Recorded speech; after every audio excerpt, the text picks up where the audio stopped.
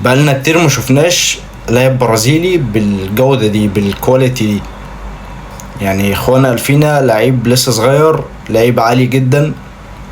يعني فارق كتير قوي مع الزمالك، مع انه لعب ماتشين بس، لكن عمل ماتش كويس جدا قدام مودرن سبورت. يعني جاب جون وصنع جون، لكن لعيب عالي جدا. ما شفناش الجودة دي في الدوري المصري من ايام كينو يعني.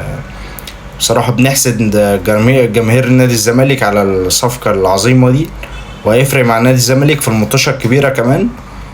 الفترة الجاية هيعلى جدا مع الماتشات، وعنده روح عالية جدا، ولسه صغير 22 سنة، وهنشوف نسخة تانية من كينو، يمكن كمان يكون أحسن من كينو كمان. لكن الفترة اللي جاية هيفرق كتير جدا مع الزمالك. دي أرقام يعني أخوانا الفينا مع قدام مودرن سبورت، ويعني بصمته موجودة في أول ماتشين، ولسه هيلعب مطوشة تانية إن شاء الله، وهنشوفه بشكل أحسن الفترة اللي جاية.